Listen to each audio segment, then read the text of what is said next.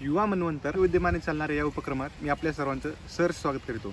मित्रांनो, आपल्या सर्वांना माहितीच आहे, बाजारात दररोज नवनवीन पुस्तके येत असतात, पण काहीच पुस्तकांना बेस्ट सेलर हा दर्जा प्राप्त होतो। त्यात काहीच पुस्तके ही निवडली जातात। जवळपास 6 ते 7 वर्षांपासून कंटिन्युअसली बेस्ट सेलर म्हणून विकल्या जाणारं युव्हल नोआ हरारी लिखित सेपियन्स हे पुस्तक आज आपण थोड्याफार प्रमाणात चर्चा करणार आहोत। युव्हल नोआ हरारी हे हिब्रू युनिव्हर्सिटी ऑफ जेरुसलेम येथे इतिहास विषयाचे प्राध्यापक आहेत। 2002 साली त्यांनी ऑक्सफर्ड युनिव्हर्सिटीमधून त्यांची PhD ही पदवी संपादन केलेली आहे। मित्रांनो, इथं लक्षात घ्यायचा मुद्दा असा की युव्हल नोआ हरारी हे मुळात एक इतिहासकार असून त्यांनी वैज्ञानिक भाषेतून मानवजातीचा अनोखा इतिहास सांगण्याचा प्रयत्न या सेपियन्स या पुस्तकात त्यांनी केलेला आहे। सेपियन्स हे पुस्तक मूळ हिब्रू भाषेत लिहिलेलं होतं आणि 2011 साली ते प्रकाशित झालेलं होतं।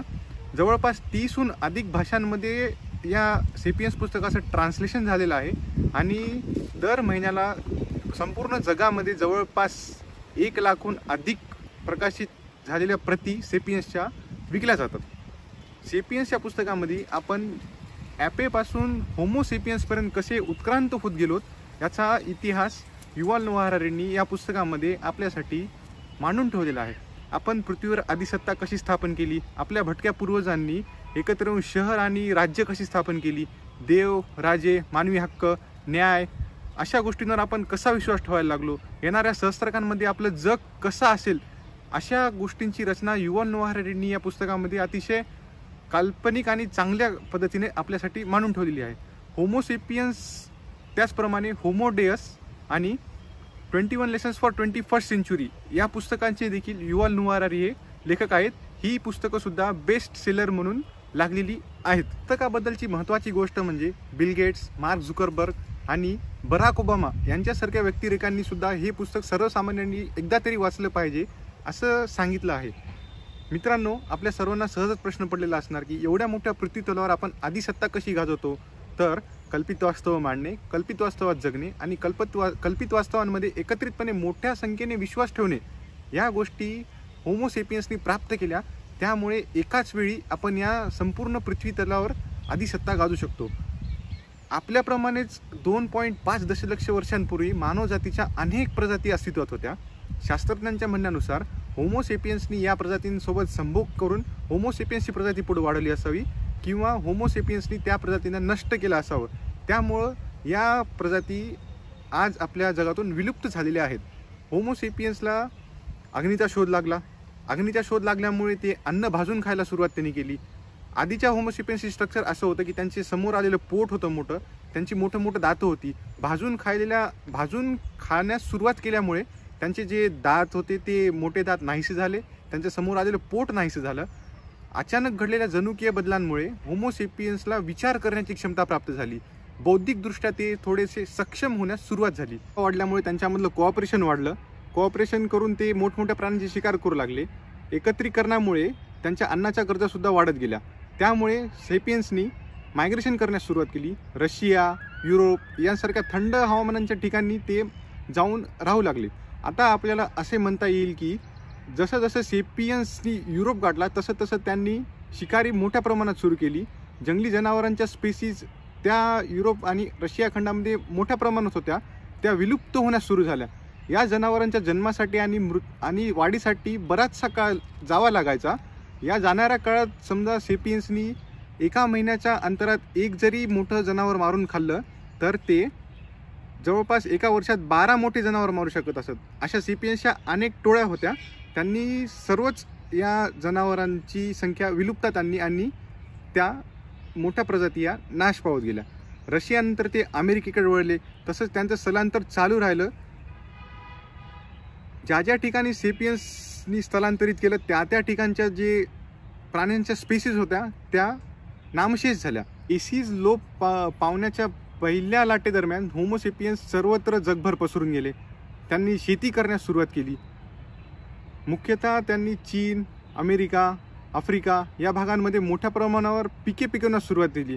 शेतीसाठी लागणारे प्राणी जसे की गाय, बैल, बकरी, डुकरं या भागांमध्ये चांगल्या प्रमाणात त्यांच्याकडे उपलब्ध होते। त्यामुळे सेपियन्सनी प्राण्यांना मांसाळण्यास सुरुवात केली आणि शेती सुरू केली।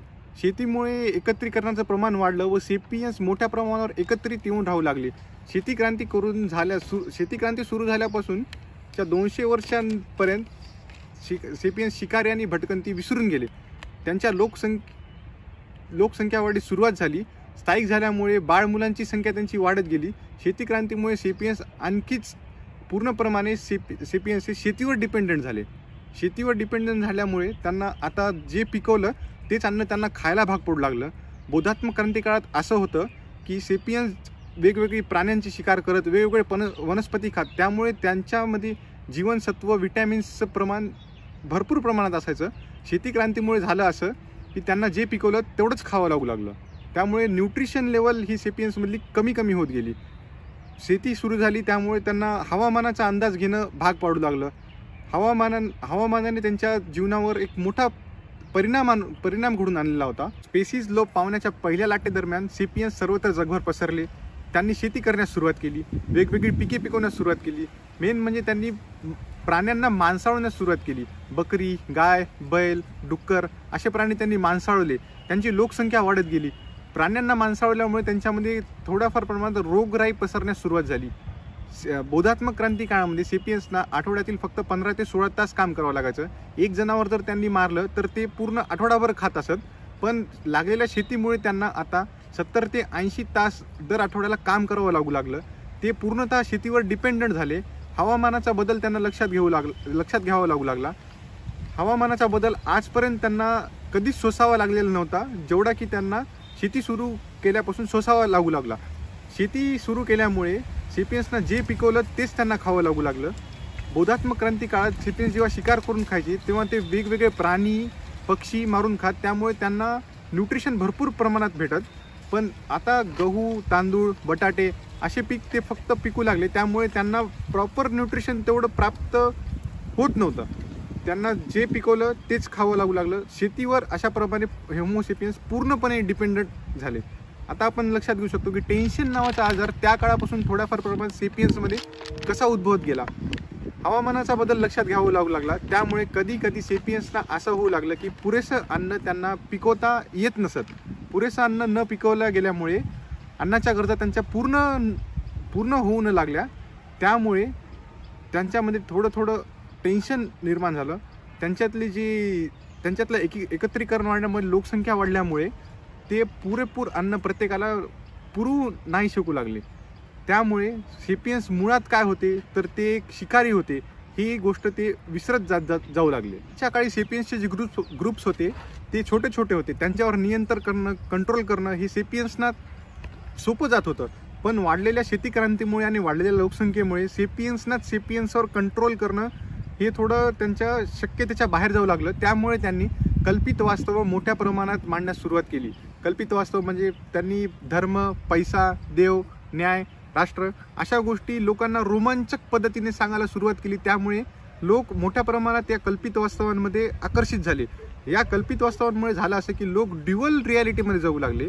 ड्युअल रियालिटी म्हणजे जे दिसतं ऑब्जेक्टिव्ह वर्ल्ड, जे दिसतं ते तसंच असतं तसं वर्ल्ड. म्हणजे की उदाहरणार्थ आपल्याला प्राणी, पक्षी, पाणी हे जसं दिसतं तसं, आणि एक फिक्शनल वर्ल्ड म्हणजे कल्पित वास्तव म्हणजे न्याय, धर्म, राष्ट्र, पैसा अशा गोष्टी येतात. सेपियन्सनी कल्पित वास्तवांना जास्त महत्त्व देण्यास सुरुवात केली. एकत्रित राहिल्यामुळे समाज स्थापन झाला. त्यामुळे काही प्रमाणात त्यांच्यात भांडणे होण्यास सुरुवात झाली. ही भांडणे थांबवण्यासाठी दुसरे लोक मदत करत, त्यामुळे संरक्षक लोकांची निर्मिती सेपियन्समध्ये झाली. या लोकांच्या पालनपोषणाचं काय तर या संरक्षक लोकांनी शेती वगैरे सगळं सोडून टाकले. त्यामुळे त्यांचं पालनपोषण कर वसुली करण्यात येऊ लागलं. यांच्यातलाच एक जण राजा म्हणून अस्तित्वात आला. वाढत चाललेल्या सामाजिकरणामुळे त्यांची कल्पितसुद्धा वाढत गेली. अशा वाढत्या संख्येला सांभाळण्यासाठी मोठे साम्राज्य निर्माण झाले. साम्राज्य बनवण्यासाठी, टिकवण्यासाठी ते कल्पित वास्तव मोठ्या प्रमाणात वाढू लागले. रूढी परंपरांना चिकटलेल्या सेपियन्सला एकाच छताखाली आणण्यासाठी त्यांनी रिलिजन, पैसा आणि राजकारण या गोष्टी खूप मोठ्या प्रमाणात वापरल्या, असं हरारी आपल्याला या ठिकाणी सांगतात. पैसा आज आपण पाहतो प्रत्येक मानवाला, जे की कोणत्याही धर्माचा असो, जातीचा असो, कोणत्याही निवास करत असो, कोणत्याही देशातला असो किंवा पृथ्वीतल्या कोणत्याही स्थानी तो स्थायिक झालेला असो, तो पैसा या कल्पित वस्तूशी एकदम मोठ्या प्रमाणात बांधला गेलेला आहे. सोने, चांदी, तांबे इथपासून ते चलनी कागदापर्यंत पैशानं प्रवास केलेला आहे. आधीच्या काळी लोक वस्तू बदल्यात वस्तू देत असत, पण वाढती लोकसंख्याची वाढ मोठ्या प्रमाणात झाल्यामुळे वस्तू बदल्यात वस्तू ही स्थिती बंद झाली आणि चलनामध्ये पैसा हा आला. पॉलिटिक्स आपण बघू शकतो की राजांनी वेगवेगळ्या परंपरांना फॉलो करणाऱ्या ह्युमन्सवर राज्य केलं आणि त्यांना समान नियम पाळणाऱ्या एका कल्पितात आणून बांधून ठेवलं. छोटे छोटे साम्राज्य नष्ट करून राजा लोकांनी एक मोठं साम्राज्य निर्माण केलं आणि सेपियन्सना त्या साम्राज्यामध्ये त्यांनी बांधून ठेवलं. यामुळे झालं असं की सेपियन्स मूळ काय होते, सेपियन्स मूळ एक शिकारी होते, एक भटकंती होते, ते यामुळे ते विसरून गेले. ते एका नवीन कल्पितात जगायला सुरुवात केली. याचं उदाहरण आपण पाहू शकतो की ब्रिटिशांनी जवळपास 150 वर्ष भारतावर राज्य केलं. आता आपल्या भारत देशाला 70 ते 75 वर्ष स्वातंत्र्य होऊन झालेली आहेत, तरीसुद्धा ब्रिटिशांची शैली, ब्रिटिशांच्या भाषा, ब्रिटिशांच्या परंपरा आज पण आपण काही प्रमाणात वापरत आहोत आपल्या जीवनशैलीमध्ये. तसंच या कल्पित वास्तवांनी आपल्या जीवनात कसा प्रवेश करून ठेवलेला आहे हे हरारींनी आपल्याला या ठिकाणी सांगितलं. हरारी धर्माबद्दल असं सांगतात, शेती क्रांती वाढल्यामुळे लोकसंख्या वाढली, लोकांनी प्राण्यांना मांसाळण्यास सुरुवात केली, त्यामुळे त्यांच्यामध्ये रोगराई सुद्धा वाढली. ही रोगराई कमी व्हावी, सेपियन्सचा त्रास कमी व्हावा, यामुळे सेपियन्सनीच कल्पित देवांची निर्मिती करून ठेवली आणि ती कल्पित देव सेपियन्सनी निसर्गाशी जोडून ठेवली. ही कल्पित जी देव आहेत ती एक सुपर ह्युमन्स आहेत. त्यांच्या जर आज्ञा जर आपण नाही पाळल्या तर आपल्या सर्व मनुष्य जातीचा ऱ्हास होईल, अशी भीती सेपियन्सच्या मनात उत्पादित करून ठेवली. त्यामुळे मोठ्या प्रमाणामध्ये सेपियन्स हे कल्पित मानू लागले. समाजीकरण वाढल्यामुळे या कल्पित नैसर्गिक देवांची संख्या सुद्धा वाढत गेली. त्यामुळे समाजामध्ये वेगवेगळ्या देवांवर वेगवेगळ्या लोकांना सेपियन्सना विश्वास ठेवावा लागू लागला. आजच्या जगामध्ये काही प्रमाणामध्ये कल्पित वास्तव ही लोप पावत चाललेली आहेत. आपण कल्पित वास्तवाचं अजून एक उदाहरण पाहू शकतो की राष्ट्र, समजा एखाद्या देशाची क्रिकेटची मॅच सुरू आहे आणि क्रिकेट मॅच बघण्यासाठी स्टेडियममध्ये अनोळखी लोक बसलेले आहेत. आपल्या प्लेयरने सेंचुरी, अर्धशतक किंवा शतक केलं, त्यावेळी सगळे जे अनोळखी लोक आहेत ते त्या प्लेयरला चेअरअप करतात. म्हणजे इनडायरेक्टली ते आपल्या राष्ट्राचं नेतृत्व त्या ठिकाणी करतात. म्हणजे आपण याच्यावरून पाहू शकतो की कल्पित वास्तवांनी माणसांना कसं बांधून ठेवलेलं आहे. इतर प्राणी प्रजाती ज्या आहेत ते फक्त ऑब्जेक्टिव्ह रिॲलिटीवर जगतात. याचं उदाहरण जर पाहायचं असेल तर चिंपांजीचं उदाहरण आपण पाहू शकतो. चिंपांजी, समजा आपण जर चिंपांजीला एक केळ मागितलं आणि त्याला असं सांगितलं की तू जर मला ते केळ दिलंस तर तुला स्वर्गप्राप्ती होईल आणि स्वर्गात जाऊन तुला ते केळ मी तुला परत देईल. ही गोष्ट जर आपण चिंपांजीला सांगण्याचा प्रयत्न केला तर हे त्यांना ॲक्सेप्टच होणार नाही, कारण की इतर कोणतेही प्राणी हे कल्पित वास्तवामध्ये जगू शकत नाहीत. अनेक वर्ष सेपियन्सनी ह्या कल्पितांवर विश्वास ठेवला, परंतु 16व्या-17व्या शतकात युरोपात काही वैज्ञानिक क्रांती घडण्यास सुरुवात झाली. युरोपियनांनी हे मान्य केलं होतं की सेपियन्सला सर्व काही अजून तरी माहीत नाही, अजून खूप माहिती करून घेण्याची त्याच्या गोष्टी अजून माहिती नाहीत. नवीन अज्ञात गोष्टी शोधण्यासाठी, नवे शोध लावण्यासाठी युरोपियनांनी पैसा जमवला. युरोपियनांनी रिसर्च करायला सुरुवात केली. रिसर्चेस जी होती ती त्या काळी एवढी कॉम्प्लिकेटेड नव्हती. रिसर्चेस डायरेक्टली होती, म्हणजे जे पहिले युरोपियनांनी ऑब्जेक्टिव्ह रिसर्चेस करण्यास सुरुवात केली. युरोपियनांनी ट्रेडिंग सुरू केली व विक्री करण्यास युरोपियनांनी नवनवे मार्ग शोधण्यास सुरुवात केली. व्यापाऱ्यांनी नवे विक्री मार्ग शोधण्यास सुरू केल्यामुळे नवनवीन गोष्टी त्यांना अजून ज्ञात होत गेल्या. आपण कोलंबसचं उदाहरण पाहू शकतो. कोलंबस हा एक सर्वसाधारण व्यापारी होता. अनेक राजांकडे त्याने व्यापारासाठी पैशांची मागणी केली, परंतु अनेक राजांनी त्याला डावळलं आणि स्पेनच्या राजांनी त्याला मदत केली. त्यामुळे कोलंबसने अमेरिकेचा शोध लावला आणि तिथली नॅचरल रिसोर्सेस स्पेनने मिळवली आणि स्पेन हा कसा अधिक श्रीमंत होत गेला आपण हे यावरून पाहू शकतो. त्यानंतर जवळपास लोक व्यापारात उतरले. देवाणघेवाण मोठ्या प्रमाणावर त्यांनी वाढली. मोठे अंतर ते कापू लागले देवाणघेवाणीसाठी. आता आपल्याला असं वाटेल की या गोष्टी युरोपातच का घडल्या, आशियातील काही भागांमध्ये या गोष्टी का घडल्या नाही, तर आशियातील लोकांना नवनवीन गोष्टी जाणून घेण्यात इंटरेस्ट नव्हता. त्यांच्यात नवीन आत्मसात करण्याची क्षमता अजून तरी डेव्हलप झालेली नव्हती. युरोपात झालेल्या औद्योगिक क्रांतीमुळे वाफेची इंजिनं बनली जाऊ लागली, मोठमोठे कारखाने स्थापले जाऊ लागले. सेपियन्सला जॉब्स देण्यास सुरुवात केली. लोकांच्या ये जाण्यासाठी त्यांनी मोठमोठे ट्रान्सपोर्ट सिस्टीम्स चालू केली. उत्पादन आणि व्यापार यांच्यात जागतिक एकात्मता आणण्यासाठी जागतिक वेळेची त्यांनी स्थापना केली. ही जागतिक वेळ सुद्धा त्यांनी कल्पित वास्तवातून मांडून ठेवलेली आहे. औद्योगिकरणामुळे उत्पन्नात वाढ झाली. आता प्रश्न असा झाला की हे उत्पन्न वाढलेलं विक्री कसं करायचं. तर विक्री करण्यासाठी त्यांनी अजून एक कल्पित वास्तव मांडून ठेवलं की उदार देण्यास त्यांनी सुरुवात केली. मार्केटिंग त्यांनी सुरू केली. फॅशनच्या नावाखाली त्यांनी विविध मॉडिफिकेशन्स आणले गेले. लोकांना पटवून सांगण्यास त्यांनी सुरुवात केली आणि आपला माल ते विकूच लागले. परंतु आधी काळी सेपियन्स हे जॉईंट फॅमिलीमध्ये राहायचे, त्यामुळे एकच विकलेला माल ते परत वापरत असत. त्यामुळे सरकारने असं केलं की शाळा दवाखाने नियम काढली. ही नियम शाळा दवाखाने त्यांनी एक मोठ्या कल्पितात बांधून ठेवली. त्यामुळे तुम्ही या ठिकाणी शिक्षण घेतलं तरी तुम्हाला तेच मिळणार शिक्षण, आणि त्या ठिकाणी जरी घेतलं तरी तेच मिळणार. त्यामुळे लोकांमधलं स्थलांतरीकरण वाढलं. स्थलांतरीकरण वाढल्यामुळे वस्तूंची खप मोठ्या प्रमाणात होऊ लागली आणि वस्तू विकल्या जाऊ लागल्या. आता आपण पाहू शकतो की सेपियन्सनी कसं उत्क्रांती केली. मुळात सेपियन्स काय होते, तर मुळात सेपियन्स हे शिकार करून भटकत जीवन जगणारे एक प्राणी होते. ते आता हे पूर्णपणे विसरून गेलेले आहेत आणि कल्पित वास्तविक जगामध्ये ते एक मोठ्या प्रमाणावर बांधले गेलेले आहेत. हे कल्पित वास्तव कुठेतरी थांबली पाहिजेत. आपलं मूळ काय, आपलं मूळ उगमस्थान काय आहे, आपण कोण आहोत, हे बदल आपल्यामध्ये जनुकीय बदल झालेले आहेत का, आपण कल्पित वास्तवात जाऊन हे बदल स्वीकारले आहेत, याचा आपण एकदा तरी विचार केला पाहिजे.